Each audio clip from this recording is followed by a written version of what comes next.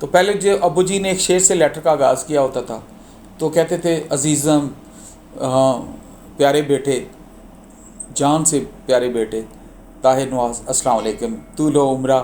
وہ پرشین میں آگے ابو پرشین بھی پڑھے ہوتے تھے، وہ اچھی سی دعا دیتے تھے. پھر وہ لیٹر کے اندر اتنا سلیس ہوتا تھا، اتنی محبتیں ہوتی تھیں کہ مجھے فرینکلی اسپیکنگ وہ لیٹر پڑھ کے کبھی ضرورت نہیں پڑی تھی کہ میں خود وزٹ کروں.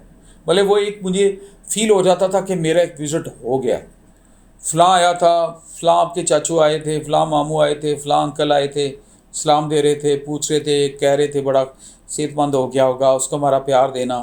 میں دھوپ میں بیٹھا خط لکھ رہا ہوں، تمہاری امی نے مجھے چائے دی ہے، پچھلی چائے کا وقت آ گیا ہے، اگلی چائے کا پھر انتظار ہے. وہ پورا ایسے منظر کشی کرتے تھے.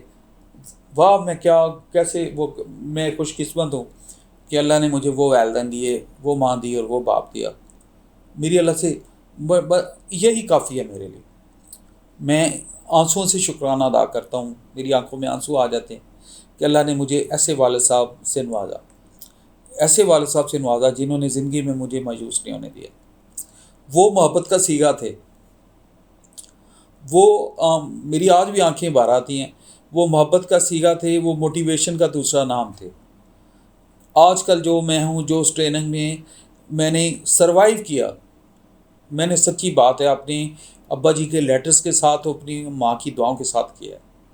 وہ خط پڑھ کے اس کے اندر اتنی موٹیویشن ہوتی تھی.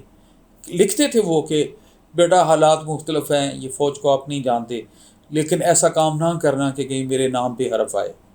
یہ ایک لفظ میرے لیے آج تک ملٹیویٹ. میں نے خود 58 سال کا ہو گیا ہوں، بوڑھا ہو گیا ہوں، خود بچوں والا ہو گیا ہوں، کہ بیٹا میرے نام کا خیال کرنا. اتنا ہی کافی تھا میرے لیے، اتنی ڈوز ہی کافی تھی کہ بیٹا کہیں چھوڑ کے گھبرا کے نہ آ جانا. لڑتے ہیں شہر سواری میدانی جنگ میں، طفل کیا گرے. وہ کہتے ہیں گرتے ہیں.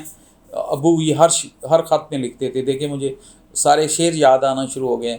گرتے ہیں شاہ سواری میدان جنگ میں، اور طفل کیا گرے جو گھٹنوں کے بل چلے.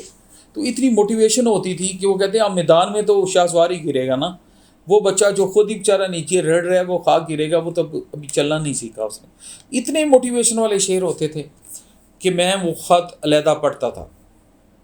آج اگر دل و روح کی بات شروع ہی ہوگی ہے تو روح کی بات اپنے بچوں سے، آپ کی سماعتوں کی نظر، آپ کی محبتوں کی نظر میں کر دیتا ہوں. ان آنسوؤں کے ساتھ کہ اس کے صدقے اللہ تعالیٰ میرے والدین کی بخشش کرے اور مجھے ان کے لیے مزید صدقہ جاریہ کرنے کی ہمت دے، توفیق دے. وہ ریئلائزیشن جو طاہر نواز کو 16 17 18 سال کی عمر میں نہیں آئی تھی، آج میں ان محبتوں کا مشکور ہوں، ان کا مقروض ہوں اور ہر لمحے مقروض ہوں. اور مجھے آج بھی سچی بات ہے، خوابوں میں مجھے موٹیویشن ہے. مجھے خوابوں میں قبر کے اندر سے میرے والد صاحب کی دعائیں، والدہ کی دعائیں آ رہی ہیں. آج بھی بیٹا میں جب مایوس تو نہیں ہوتا، جب پریشان ہوتا ہوں یا کوئی میری ہارٹ ٹچنگ چیز چل رہی ہوتی ہے تو میری ملٹی وٹامن ہی ہے. میں گاؤں جاتا ہوں، چپ کر کے سیدھا گاڑی میں قبرستان جاتا ہوں، ان کی قبر پہ اکیلا ٹائم گزارتا ہوں، ان کے ساتھ بیٹھ جاتا ہوں، کھڑا ہو جاتا ہوں. اور عموماً آپ کو ٹائم بھی بتاؤں، دوپہر کو جاتا ہوں جب کوئی نہ ہو ادھر.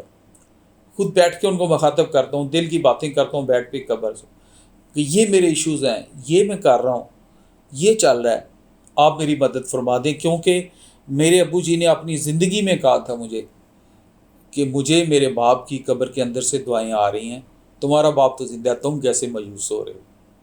یہ آج کی یوتھ کے لیے موٹیویشن بتا رہا ہوں.